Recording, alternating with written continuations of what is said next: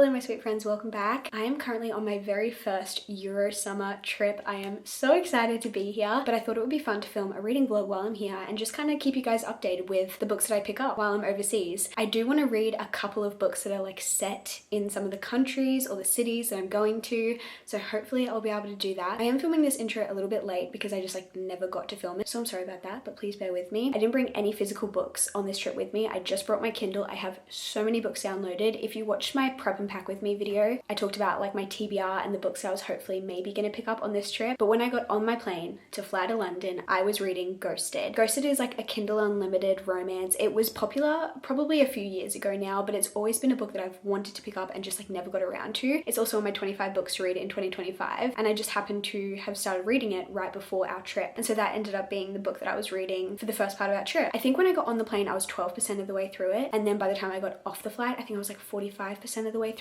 it. And then I probably read like maybe like 5% each night before going to bed. We were in London for the first week and I was just like barely doing any reading because by the time we would get home at the end of the day, we were exhausted and we would just like go all day, like sightseeing, doing things. So I wasn't really reading much. However, I did end up doing a lot of reading during our day trip. We took a day trip to Bath and I think it's like an hour and a half-ish train there and then back, and I read for that whole time. So I ended up basically finishing the book during that, or like getting like 90% done during that trip. And just to give you a little brief rundown of what Ghosted is about, it is a second chance romance, single mom, famous guy. The male main character is an actor and the two main characters dated when they were younger, but things just kind of fell apart as they got a little bit older, and now it's like their second chance, and it's just so much fun. Like I don't know how else to explain it other than it just like feels like a classic Kindle Unlimited romance in the best way possible. It's not like the best writing, the best storytelling I've ever seen in my life, but it just reminds me of that like time of Kindle Unlimited romances, and it was just so much fun. And I can't decide if I want to give it like a 3.75 or a 4-star because I had so much fun with it. So I'm like, is it 4 stars? But then I'm like, oh, was it like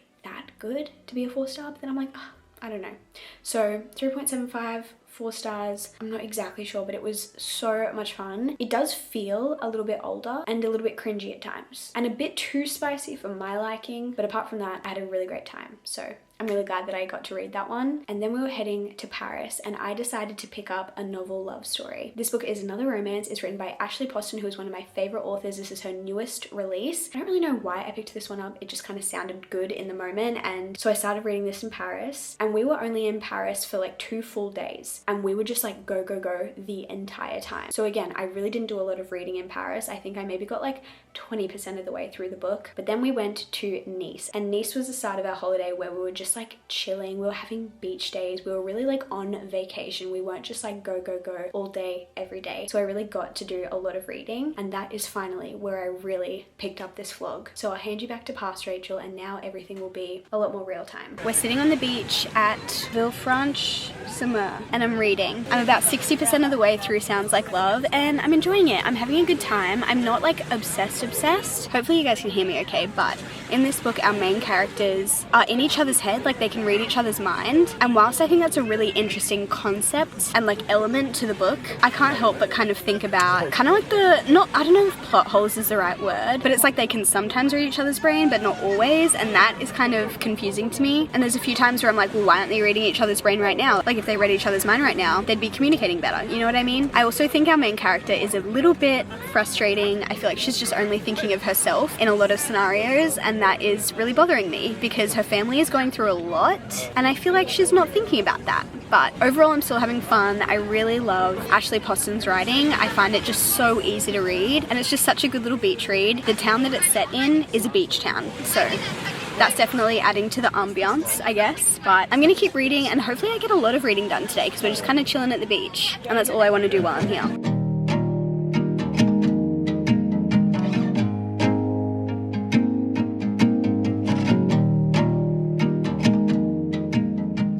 Before I went to sleep, I finished Sounds Like Love. I ended up reading quite a chunk of it yesterday. While we've been in the south of France, we've kind of just been visiting different towns and different beaches every day, so I've had a bit more time to read, which has been really nice. And I think when I updated you guys at the beach yesterday, I was like 60% of the way through and I was enjoying it, but while I was reading, I just kept thinking how frustrating some of the behavior was from the main character, just being quite selfish. And that definitely continued throughout the book. However, I do feel like she had some growth and she changed, and she was able to recognize just how some of her behavior was affecting other people. There was one point where she literally called herself self-centered, and I was like, okay, well, at least she's aware.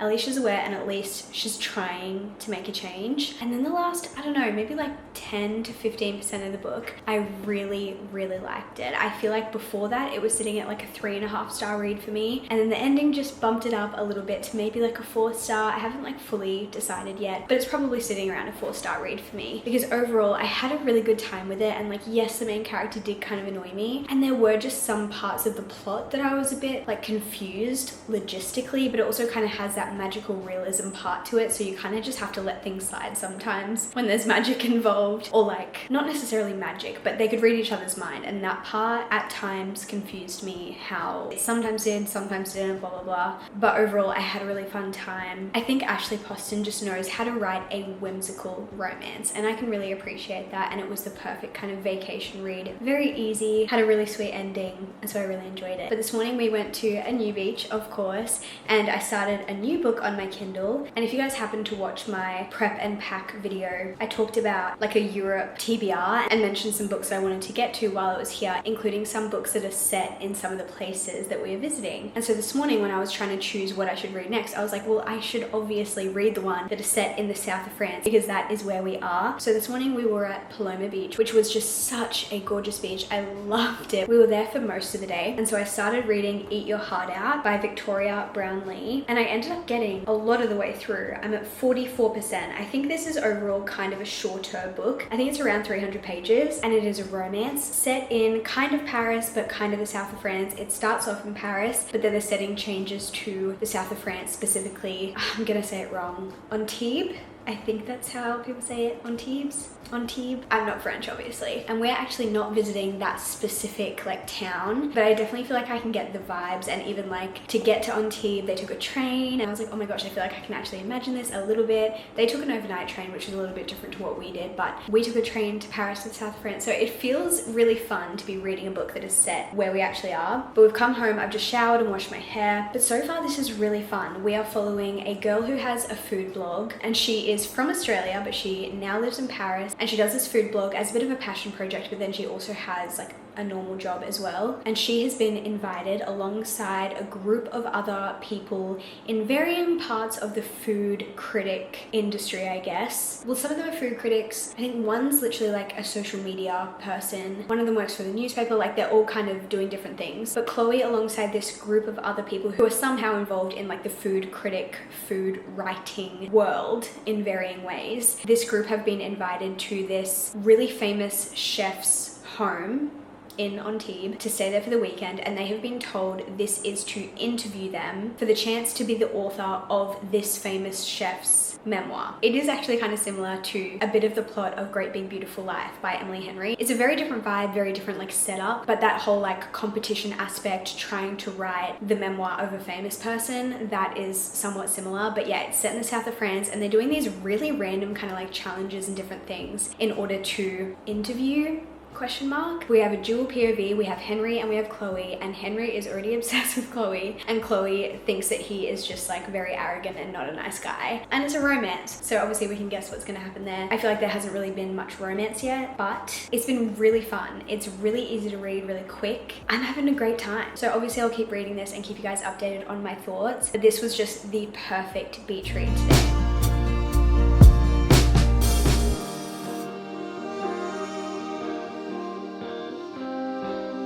I don't know how well you guys are going to be able to hear me, but I'm going to try. We checked out of our Airbnb this morning, and we have a big travel day ahead of us. We have 3 separate trains, and I think it's about 5 hours worth of travel. We're on the second train now, and I'm just reading. I'm 65% of the way through this book, and I'm having so much fun. Like, I'm really enjoying it. If I'm being honest, I couldn't care less about the actual romance, but the story and the plot is so much fun. It's really fast paced. It goes from like scene to scene. The contestants are doing these like challenges, and it's just a lot of fun. So I'm really enjoying this.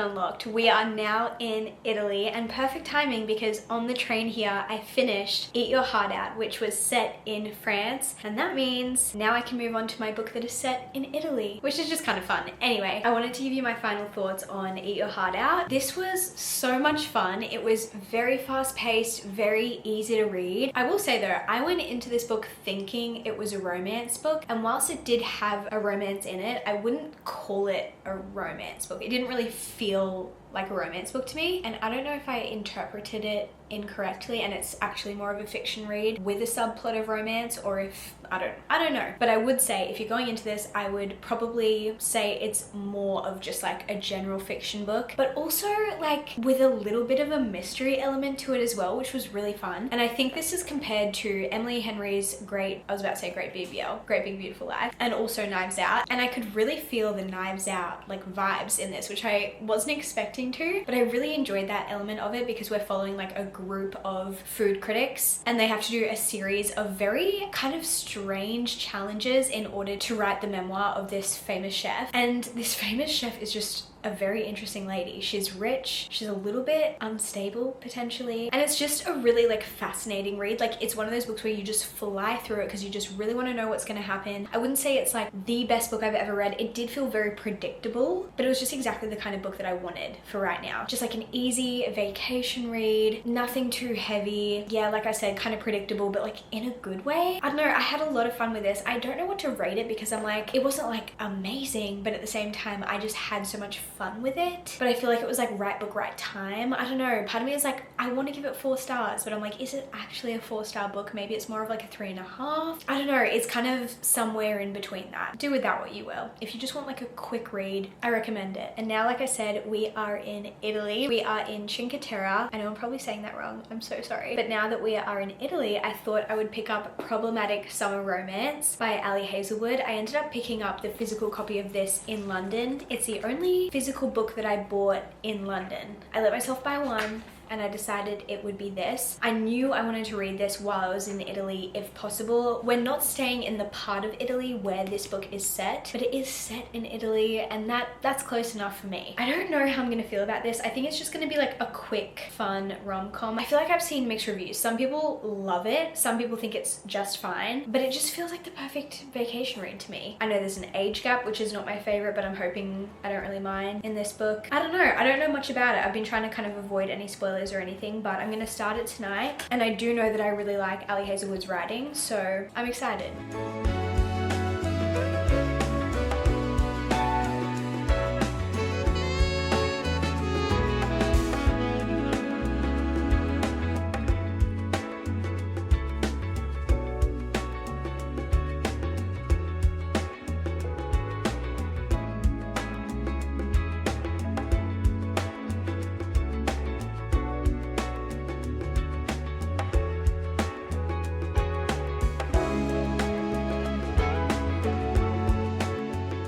We are at a beach club in Monterosso today. Yesterday we did a bunch of sightseeing in Cinqueterre. I still think I'm pronouncing that wrong, I'm so sorry. So I didn't do much reading. We did go to the beach in the afternoon. Like after we'd finished all our exploring, we went and sat at the beach for like an hour or two, and I did read a little bit. But yesterday was our exploring day, today is our relaxing day. So we have come to a beach club to just like spend the whole day here. And I am hoping just to read and read and read, and also swim and enjoy the water and all of that sort of stuff. But I thought I'd give you my thoughts on where I'm up to so far. I also read a little bit before bed, so I'm at page 132, and I think it's about like 400 pages total. I'm not sure if I'll be able to finish this today. It depends how much time I spend sitting here and how much time I spend out there in the water, but I am enjoying this so much so far. It is just like the perfect vacation read. We are following, I'm not sure if it's Maya or Maya, and her older brother is getting married, and she has a huge crush on her older brother's best friend. There is definitely an age gap in this. I think he is like 38 and she is like 23, which is not my favorite, but I'm hoping I won't really care. But I really like Maya. She is just extremely intelligent, but she's also just fun and very witty. I love the banter between her and some of the other characters, and we have a real like found family sort of situation as well, because Maya's parents have both passed away, so her brother is like the only family that she has, but her brother's best friends, like the group of best friends that he has, have become pretty much like a family, and I love the dynamic that they have. And her older brother is getting married in Italy, but for the wedding her brother has organized this like huge house that all of the guests are staying in for the full week leading up to the wedding, and there's just like a whole bunch of festivities going on for the whole week. So she is spending a lot of time with all the people that are there, including her brother's best friend who she has a crush on, and they like kind of have this like weird history sort of friendship sort of blurring the lines situation, which is really interesting. You get like flashbacks to it, and I really like that they have a bit of history, so it's not like it's all gonna take place in one week, you know? Like it's not like these feelings are coming out of like nowhere. Like it doesn't feel insta-lovey, which is really nice. But yeah, I'm enjoying the writing, I'm enjoying the storytelling. It's just really fun. And I feel like the last couple of Ali Hazelwood books I just like haven't really loved. I DNF'd Deep End, I DNF'd Not in Love, which I think this one is actually connected to. So I was a bit skeptical going into this. I was like, maybe Ali Hazelwood just isn't for me anymore because her last couple of releases just haven't been it for me. And that's okay, obviously. Not every book is going to be for everyone, even if it's an author that you really enjoy. But so far, this is really like hitting the spot. It is just exactly what I want right now. So I'm excited to keep reading this today, and I hope I keep loving it as much as I have been.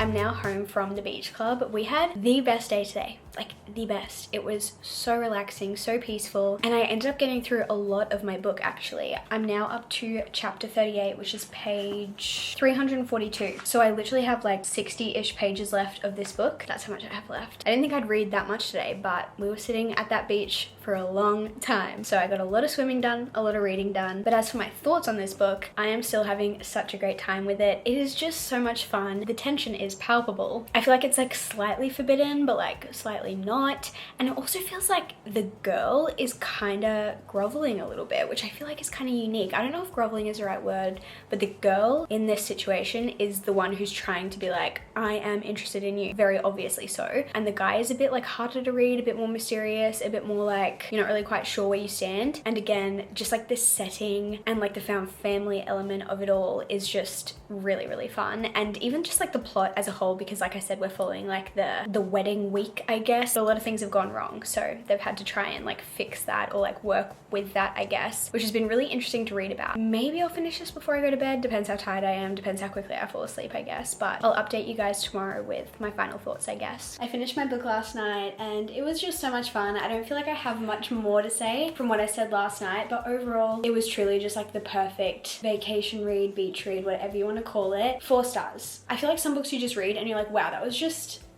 fun, and this is one of those books. So very glad that I read this. I have no idea what I'm going to pick up next. Probably something on my Kindle. I think we have a 5-hour train today, so I'm planning on editing most of the time, but if I start a new book, I'll let you guys know. Coming to you guys from Rome, Italy. I'm sitting on our balcony right now of our Airbnb. How cute is this? I'm obsessed. Hopefully it's not too loud out here, but I wanted to give you guys a little mini reading update. I don't have too much to say. We got to Rome 2 days ago, the day before yesterday, and this is actually our last night here. We're only here for 2 full days. We leave early tomorrow morning. There's a lot of street noise happening, and so while we've been here, we've just been like go. I feel like the cities that we visited, we've been like go, sightseeing, doing things all day, every day, and then the like coastal locations that we've been going to have been a lot more chill, more slow paced, a bit more reading. So I started reading a new book on the train to Rome. I didn't get much reading done because I was mostly editing, but I did start reading The Paradise Problem by Christina Lauren, and each night in Rome before going to bed I've been doing a little bit of reading. So I am currently up to page 89, which is 28% of the way through this book. I feel like it's going to go by pretty fast. We have another travel day tomorrow, so maybe I'll do some more reading, but so far I am loving this. Like, it is so much fun. It's kind of hard to explain the premise because it's kind of complicated. I'm gonna go inside because it's too loud out here. It is so cute out there, but a little too loud. I just walked into the kitchen. We have some nice bike decor on the wall.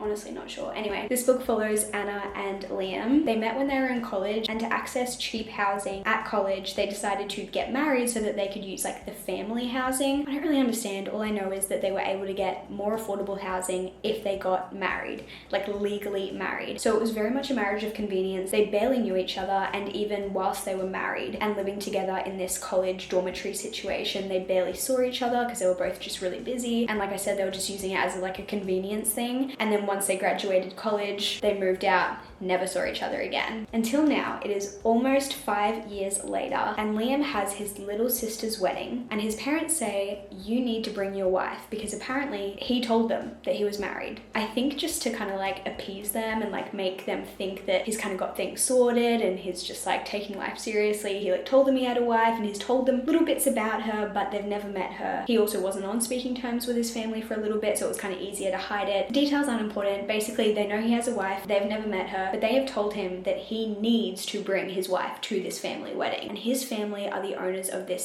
supermarket chain, like uber duper wealthy. And so now Liam has shown up on Anna's doorstep and basically begged her to come as his +1, or basically as his wife, to this family wedding, which is actually like a 10-day long celebration full of different events and stuff on a private island in Indonesia. Like crazy stuff. And it just so happens that Anna is free. She can go. So she's kind of like, well, if you pay me for my time, I'm happy to come. I'm happy to play the part. So now they are on this private island with Liam's family, and they have to pretend that they are happily married and that they have been happily married for the past almost 5 years. So that's kind of the basic rundown of the story. Super fun, super interesting, and just so entertaining so far. So I'm excited to keep reading. I'll continue to give you guys my thoughts, but we're heading to Greece tomorrow, and I think I'm gonna have a lot of reading time while we're there. So I'm excited for that.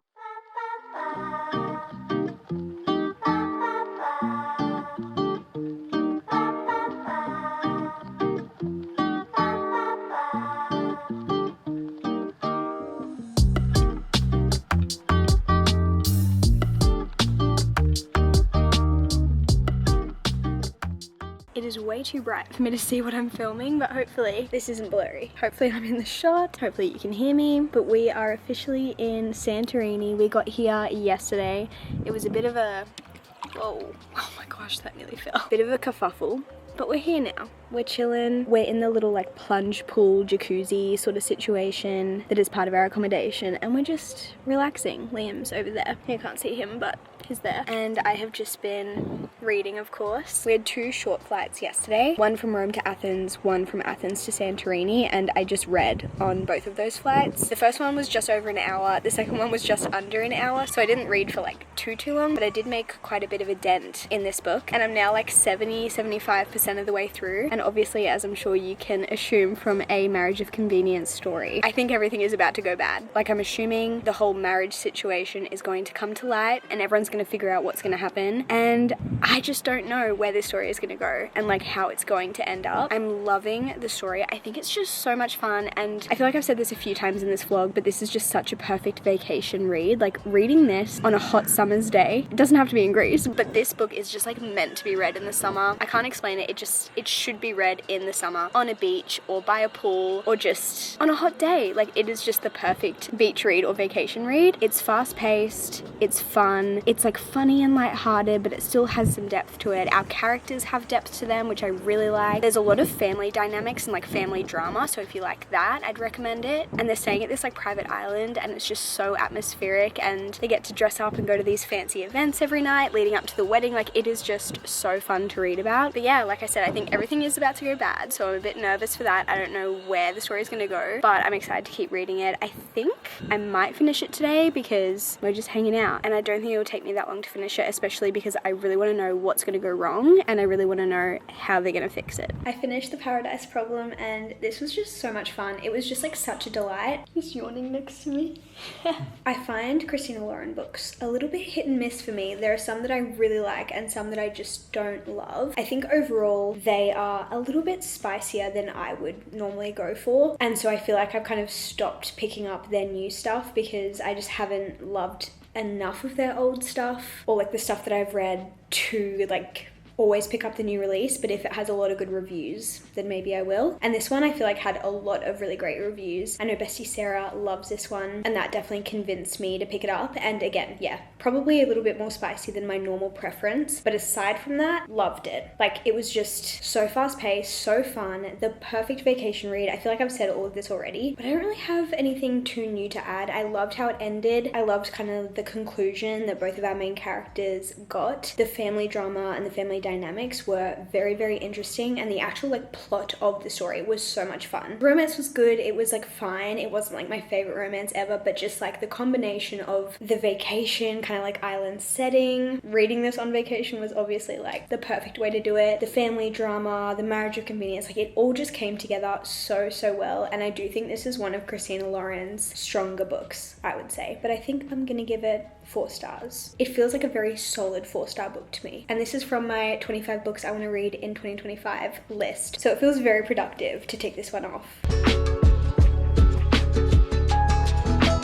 I'm sitting at a beach club in Santorini, which is kind of crazy. I can't believe those words are coming out of my mouth, but I started a new book. I decided to start A Greek Island Escape by Kate Frost. This was on Kindle Unlimited, and I just wanted to have a book that was set in Greece to read in Greece. It's not set in Santorini, but it's still in Greece, and I thought that was good enough, and I had good reviews on Goodreads, so I downloaded this before I came. I only really just started it, so I'm like 10% of the way through, but basically it's about a lady who lives in London, but she has some family in Greece, and her godmother has passed away and left her house in Greece. It's like a little cottage in this small town, and now that she has inherited it, she has decided to take a break from work. She works as an actress slash performer on West End in London, which is super cool, and she's going to Greece for like 6 weeks to kind of clean up the cottage, go through all of her godmother's things and like sort them out, donate things, clean up the house, renovate it, and then sell it. At least that is her plan. But I think there's going to be some family drama because her grandfather lives there, but she doesn't really speak to him anymore, and her mum doesn't really speak to any of her family anymore. And there also seems to be some drama with like the neighbor, but I think they're gonna fall in love. I don't know. So it's like family dynamics, romance. I'm sure there'll be a bunch of character development as well. But yeah, I'm very intrigued. I haven't heard anyone talk about this. Like, it's not one that I've like heard any of my friends talk about, but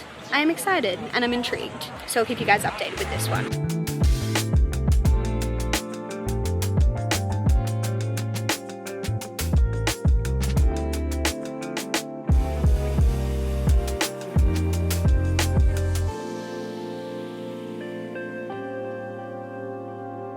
We're now in Athens. I read some more on the plane today, and also on the train actually. We took a plane from Santorini to Athens and then a train from the airport to like the city centre, I guess. And now I am 90% of the way through this book, so I'm just going to sit here and finish it now. And we're only in Athens for one night. So we leave Greece to head home from our Euro summer trip tomorrow. And so it looks like I'll be finishing my book set in Greece while I'm in Greece, and then I'm going to have to start something else for the plane trip home because obviously it's a long ride. So we'll have a lot of reading time. But for now, let's finish this.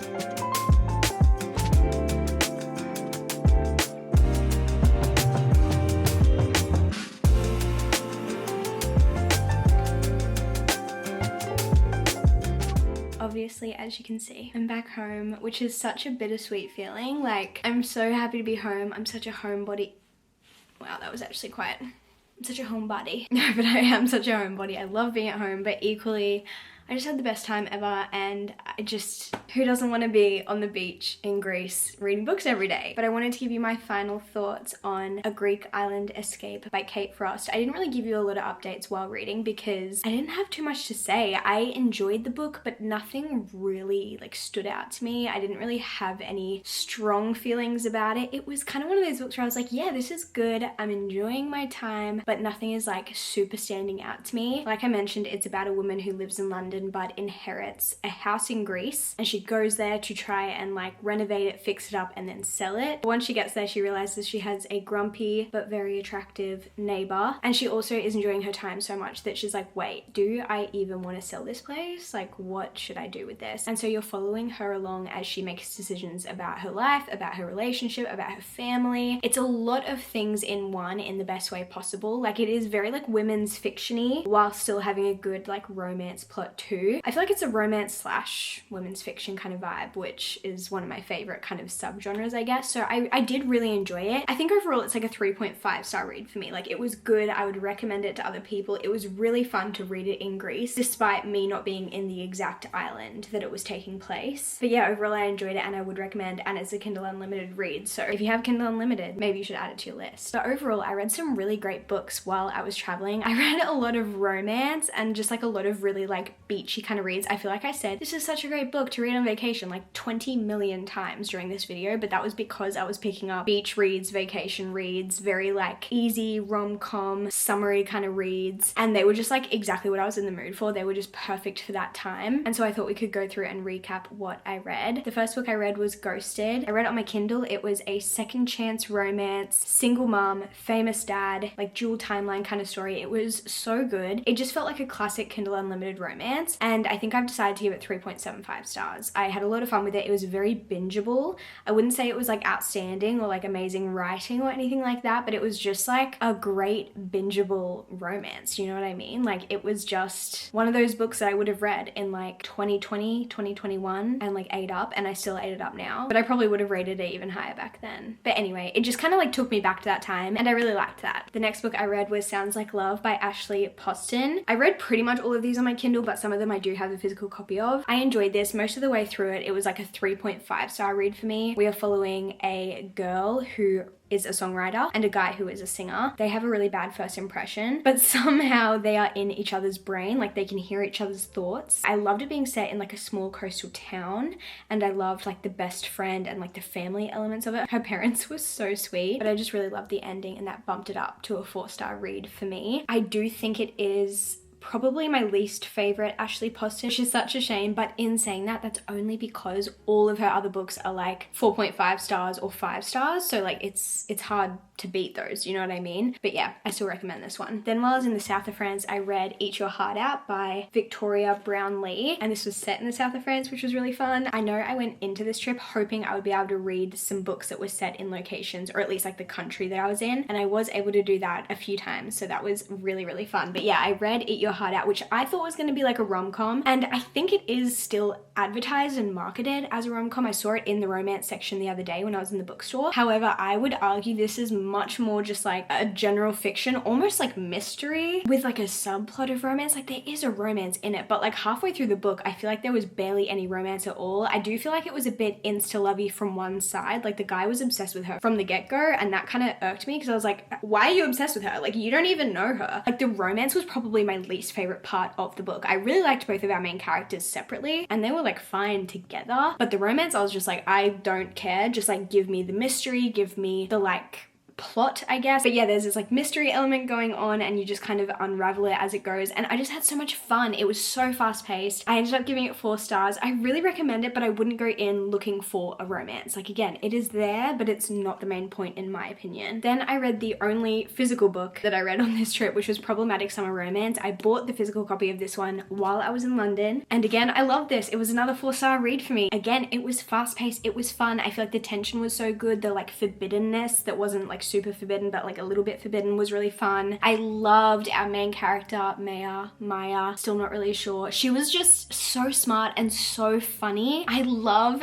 Ali Hazelwood's female main characters. Like they're just so smart and so witty, and just so like the banter is so good, and that really came across in this book. And I also really liked our male main character too. I also just loved the found family in this. It was just an all-around great time. It wasn't like a showstopper for me. It wasn't like a book that I couldn't stop thinking about afterwards, or like couldn't stop thinking about while I was reading it when I put it down. But every time I picked it up, I would just read like 50 to 100 pages without even like trying. Like it just like flew by. It definitely is on the spicier side, as most of Ali Hazelwood's books are, but not like so spicy as some of her other books like Deep End and Not in Love. I feel like some of her books are too spicy for me, but this one was just really, really fun. And again, perfect beach read. Then I finally read The Paradise Problem by Christina Lauren, again on my Kindle. Loved it. Again, a really solid 4-star read. I think if you liked problematic summer romance, you have to read The Paradise Problem, and vice versa. Like if you like The Paradise Problem but you haven't read this, please read this, because I feel like they're very comparable. They both center around weddings in a like coastal beachy location. They both have a lot of family dynamics in different ways. They're still very, very different, but I think like if you like the wedding element, if you like a